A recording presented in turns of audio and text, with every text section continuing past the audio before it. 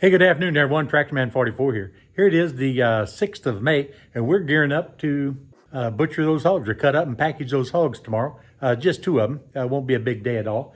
But I'm in the second temporary shop simply because I haven't been able to put anything together to build a finished area just to do butchering in. So we moved up to my shop this time. So you can see we got the old meat saw behind me here, and over here we got the here's the old sausage grinder, the old Hobart sausage grinder, all set up. Everything's clean, ready to go.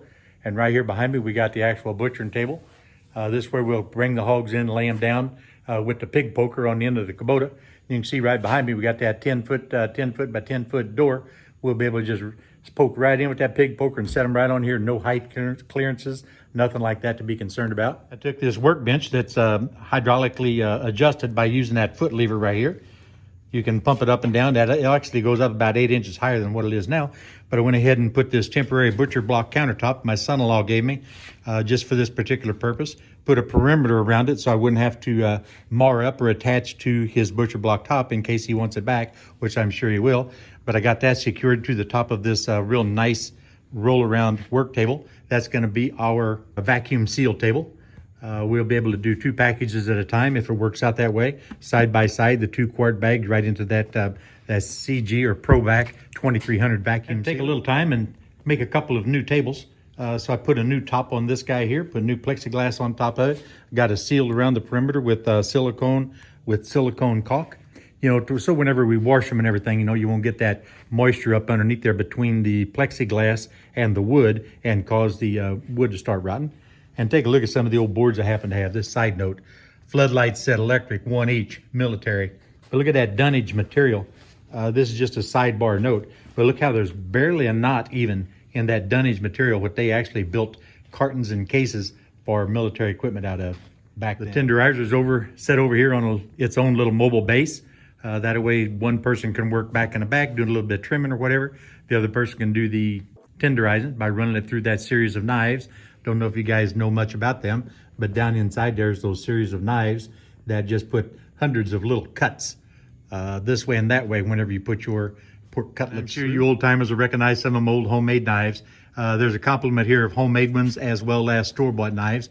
Just have them here on the table saw or the radial arm saw, and so those that don't have their own with them can go ahead and take whatever they need off of here, and then we'll just go ahead and use those throughout the course of the day. Over here we got scrapers. There's scrapers here on the sausage table as well as on the main table. That's for scraping the bone dust off of the cuts of meat. And then of course here's just some store-bought stainless steels and one little cheap ceramic knife that's actually surprisingly good. And also got a ceramic steel for the stainless steel, and then of course my regular steel for the low carbon steel blades of the old homemade knives. And of course, if it's chilly in the morning, we'll be able to put a little bit of a fire in the old renovated Fire Chief forced air furnace, but I think they're calling for a real mild day tomorrow, finally, after all this rain. And of course, periodically over the course of the last few days, they've been hanging in the cooler. I went ahead and I would pop the door open, go ahead and take a look at the temperature indicator inside the thermometer and make sure it's running around 35, 36 degrees, and it's not been varied off of that target hardly at all for the entire time they've been hanging. And I was just entered just a few minutes ago, and everything is just copacetic. I've opted to take the big old 48-inch kettle back over to the much older brother's house. We got it stored back in where it belongs. I went ahead and broke out one of my older kettles. This is a thinner cast iron 30-inch kettle, and it's going to produce as much hot water as what we need in literally no time at all. That thing will hold, I don't know how many gallons, but a good number of gallons of water. And just with a very small fire under there, it'll be up to boiling in no time. That'll be our cleanup water. So hopefully I have enough time tomorrow to make a short video, you know, of some of the actual cuts. I don't know if we're going to be short-handed or not. A lot of stuff going on this weekend. You know, the school year is winding down, and everybody being teachers, there's so many teachers in the family. They've got so much stuff, you know, going on. And of course, Mother's Day weekend and everything, you know, last weekend. And sometimes, you know, for whatever reasons, you have to kind of not celebrate Mother's Day on the actual weekend itself, or whatever weekend it is. Maybe it is this weekend. I don't know. I guess I better find out. But at any rate, you know, there's things like that always come up.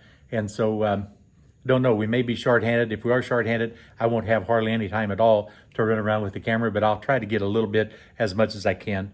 course, a little bit of sausage grinding, a little bit of the packaging, and a few cuts, you know, with the bandsaw, and maybe even a couple little cuts by hand. You know, can't ever tell. You know what? You know, it's just about supper time, and I think everything's ready for the morning. And this is Tractorman 44, and I'm out of here, guys.